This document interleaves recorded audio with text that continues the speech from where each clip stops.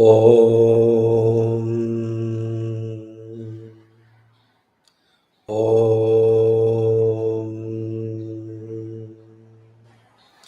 Om. Om Namo Bhagavate Vasudevaya. Om Namah Shivaya. Guru Brahma, Guru Vishnu, Guru Devo Maheshwaraha, Guru Sakshat Parabrahma, Tasmai Shri Gurave Namaha, Harihi Om, Shri Gurubhyo Namaha, Harihi Om. My humble pranams to all Atma Jyotis, divine light of the self. I welcome all of you to today's session of Yoga Vashishta. I am conducting this study hour as a means of my learning. I am doing this so that I can learn. I am not a Pandita, I am not a Jnani, I am not a Guru. I am reading from a book published by Ramakrishna Matam. It is in Telugu language. I am making some notes and I am speaking in English. There might be mistakes in my understanding. I beg your forgiveness. So, we are studying Yoga Vasishta, also known as Vashishta Rama Samvada. We are in Mumukshu Vyavahara Prakarana.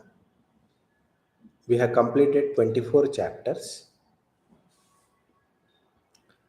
Today we will be proceeding with further chapters starting from 25th chapter.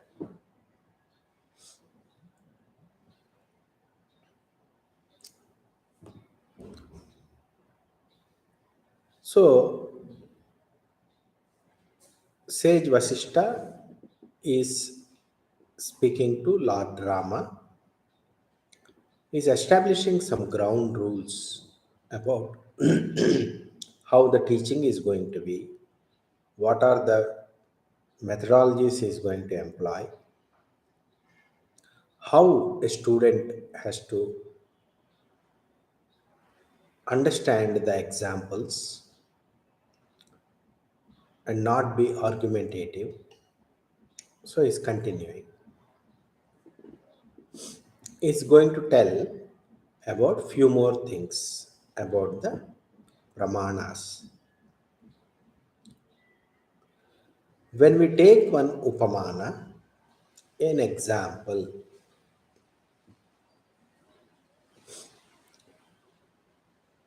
there is something called upamana and there is something called upameya.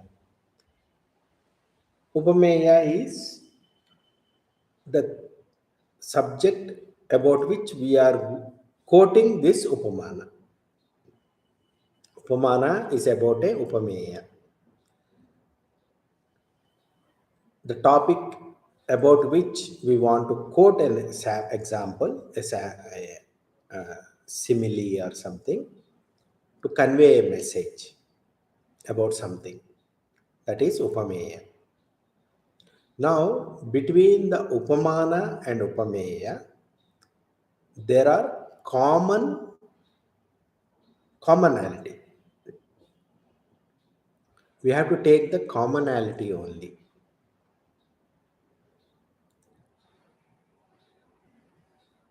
If the upamana and upameya are exactly the same, there's no need of using a upamana.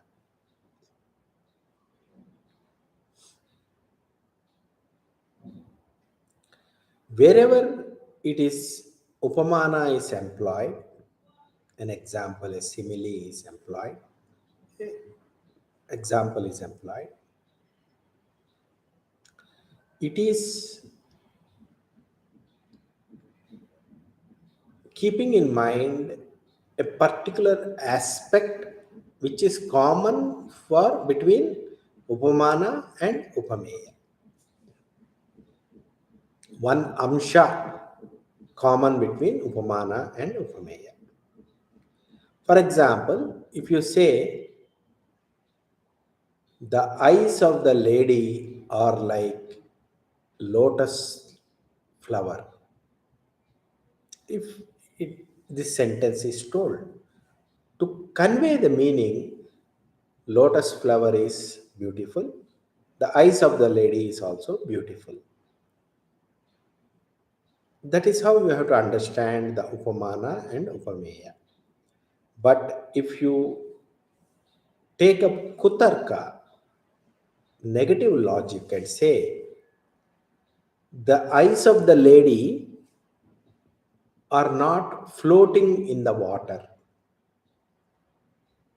so it is not like a lotus flower. You should not resort to this kind of vitandavada. You have to take the essential meaning, the commonality between the upamana and upameya, and proceed further.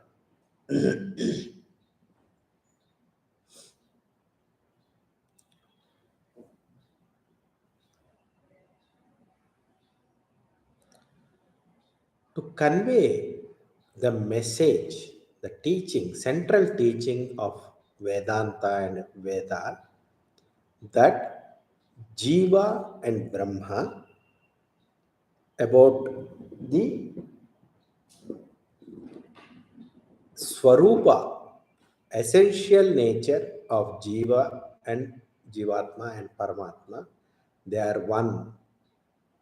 To convey this message, many Upamanas have been quoted by this book, this Shastra, this scripture, and also in many scriptures. For example, in Mandukya Upanishad,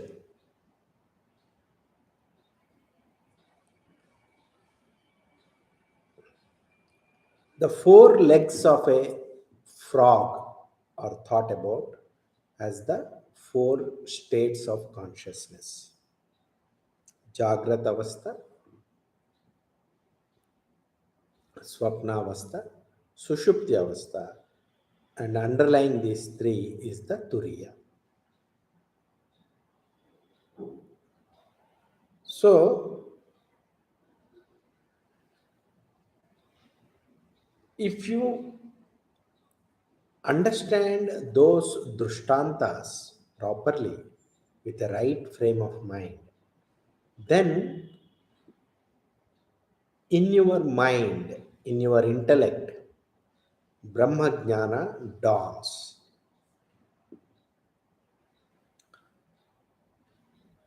By the teaching and explanation of Mahavakyas,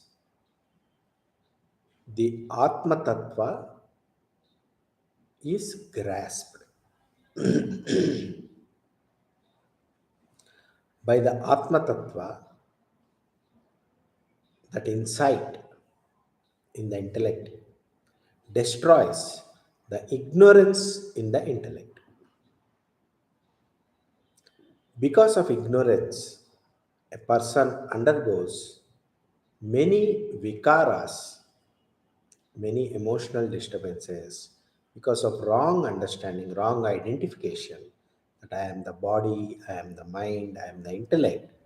Because of this wrong identification, a person undergoes lot of suffering in life.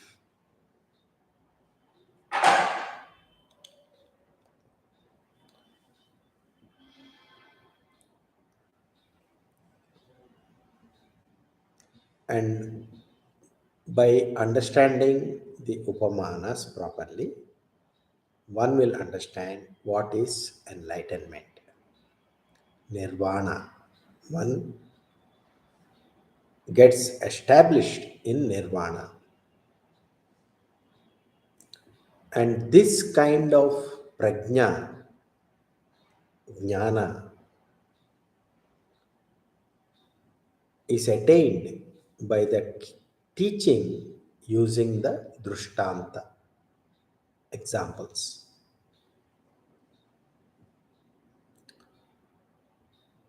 Don't unnecessarily struggle and haggle over upamana and upameya. Don't be nitpicking on that.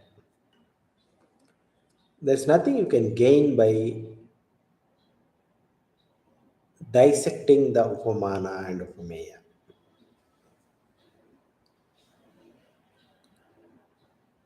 Because all the Vedas and Vedanta teaches the simple truth.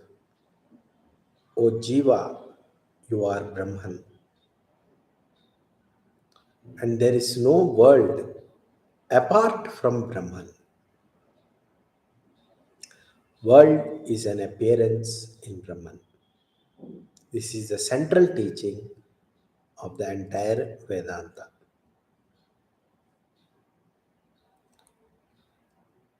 You are the witness consciousness.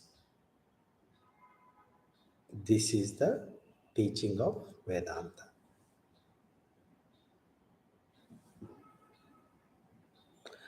To teach this, whatever technique, whatever methodology, whatever the teacher employs is okay. Whatever teaching methodology a teacher employs is fine.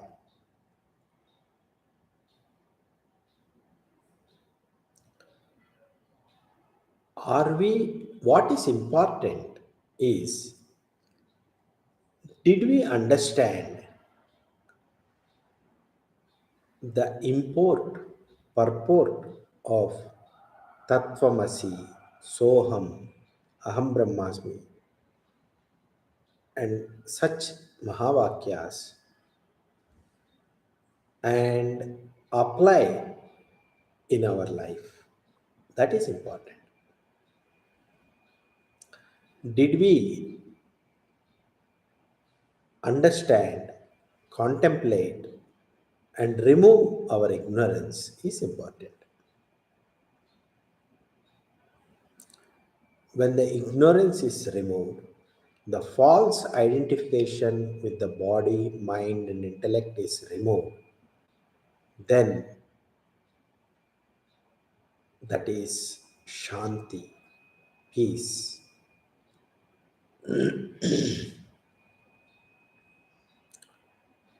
Shanti, peace, inner peace is the most beneficial thing. That is what one has to achieve. And that inner peace can only be attained by proper enquiry, vicharana.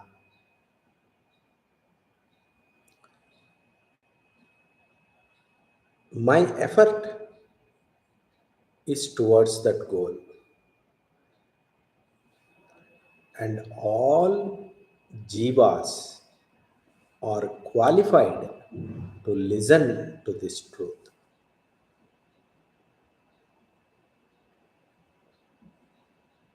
If a person finds faults with the upamanas, examples, and starts sidetracking the discussion, what is the use? There is no use.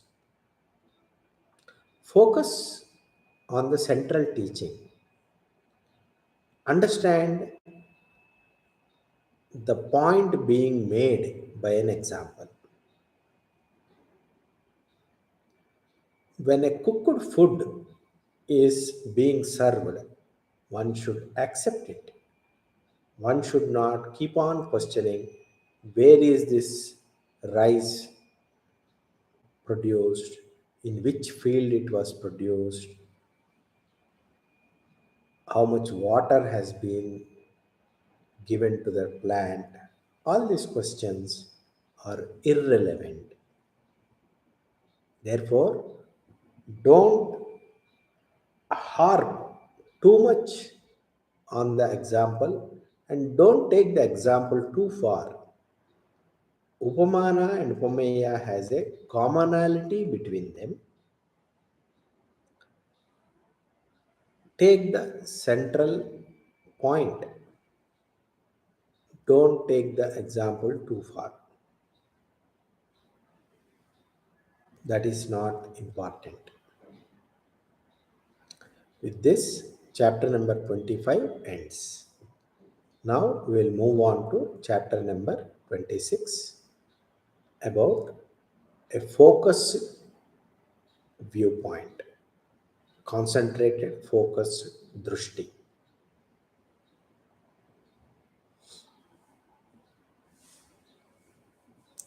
See, upamana, which is a simile or an example we quote to teach about the upameya, which is Atma Tattva. Here, the example or simile is in the domain of Maya. So, it will be with a cause. There will be a cause for the Upamana. Upamana, if you understand in the worldly sense, the example will be about something, an object or something, which will have a cause. Whereas the Upameya, which is the Atma Tattva, is without cause. There is no cause for Atma.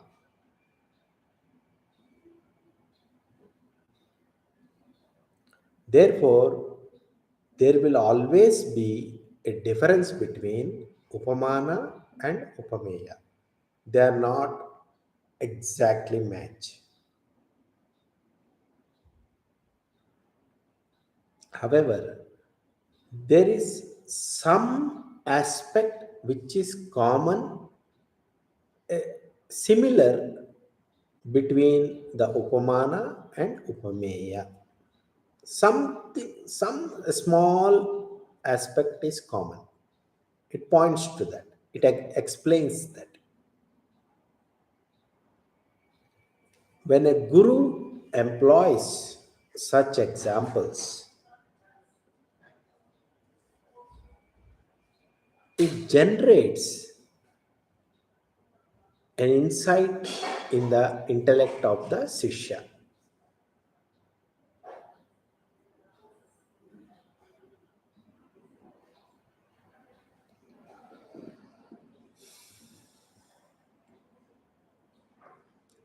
O people, in the eyes of sages and saints,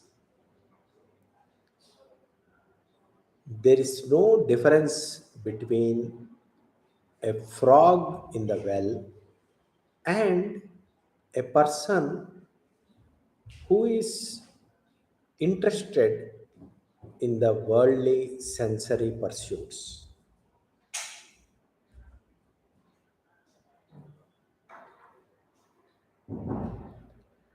With the help of viveka, discernment, and discrimination, right thinking, one should understand the drushtantas, the examples given in the Shastras. A guru employs examples so that they will be able to clear the doubts in the minds of the students. What is the ultimate aim of the guru? It is to teach the supreme truth, Tattvamasi, to the student. Thou art that, to the student, and to attain supreme peace. That is the ultimate goal. To achieve that, examples are employed as a methodology of teaching. Leaving aside the ultimate goal, why we are doing this, if you spend time in nitpicking and dissecting the example and saying, in this example, this lakshana, this characteristic is not matching with the Upameya, don't keep on arguing like that.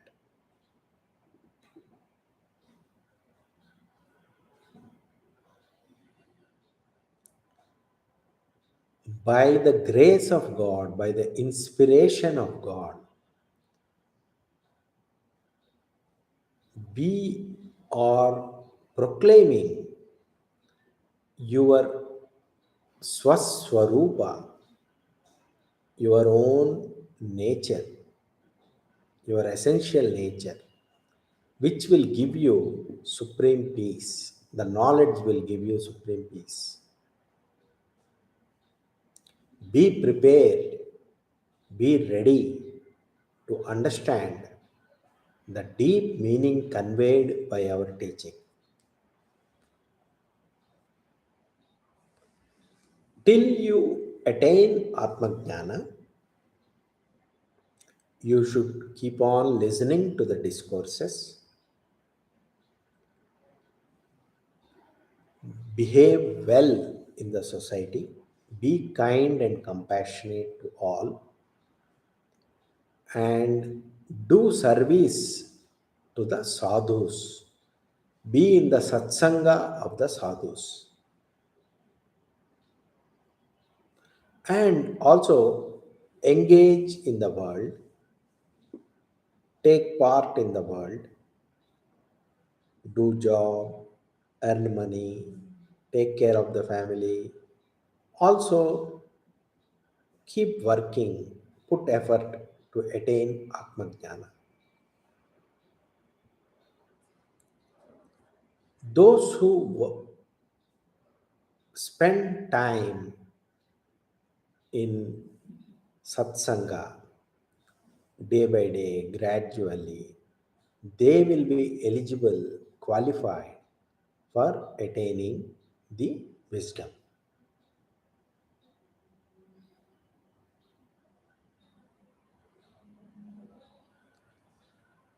What is the benefit of doing all this spiritual pursuit? It is to attain supreme peace, peace of mind.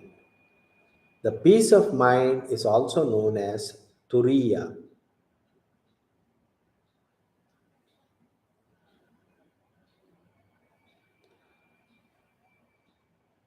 Those who cross the emotional disturbance and gets established in such Turiya, peace of mind,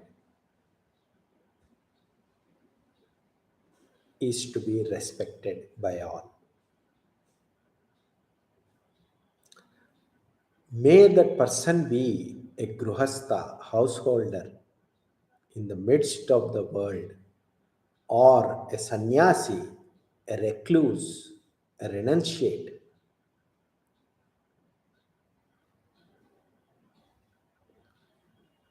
Whoever he may be, he or she may be, whether a householder or a recluse or renunciate, that person would have psychologically become detached from everything and established in Vairagya, and that person would be enjoying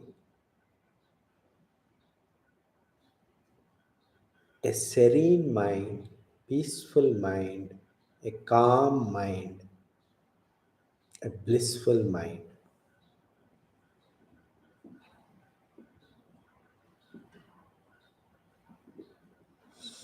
O Rama,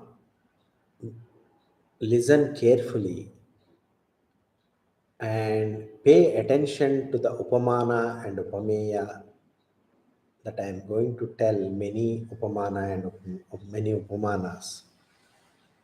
May you grasp the essence of what I am going to tell.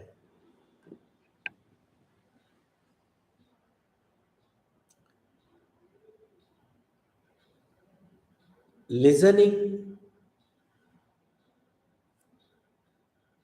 through one ear and leaving it off through another ear is not useful. When the teaching goes deep inside into the heart, into the mind, that will be useful. That will lead to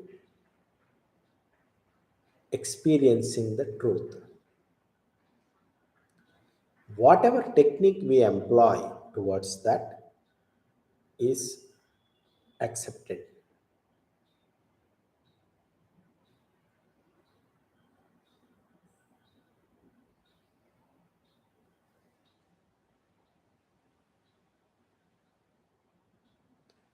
There are some people who teach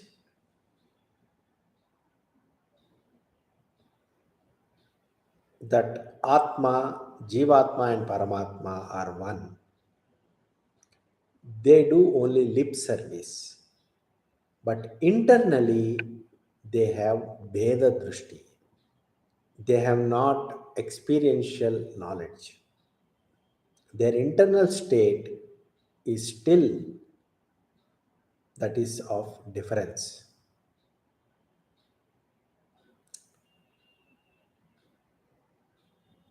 They are they cannot teach with conviction.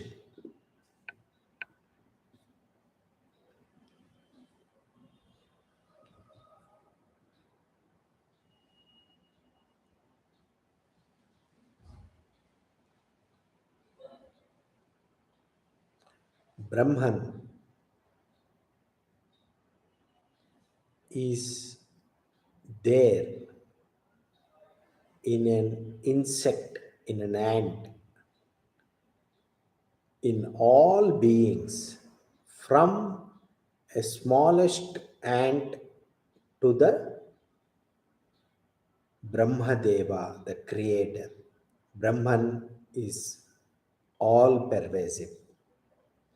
Brahman is present in all beings.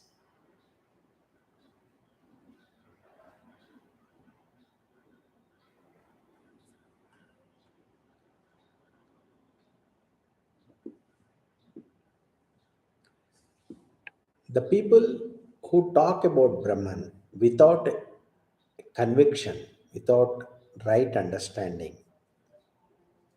their mind is not mature. They will have many desires and imaginations.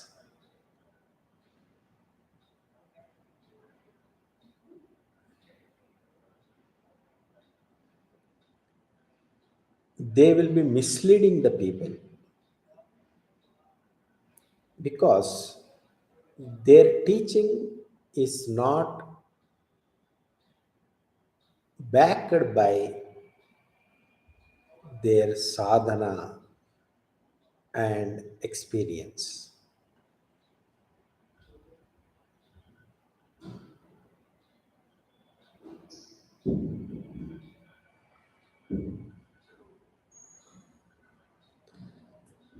The clouds cover the sky.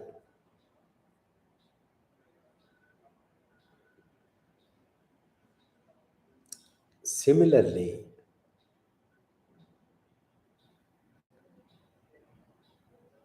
when the clouds cover the sky,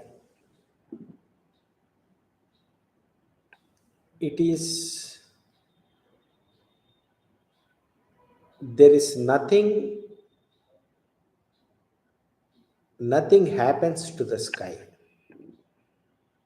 Nothing happens to the sky if the clouds are covering the sky. Similarly, temporarily there might be ajnana covering, but when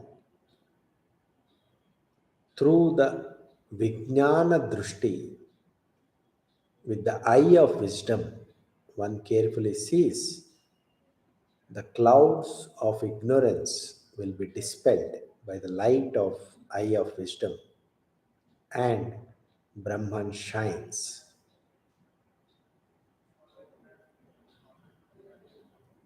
With this, chapter 26 ends.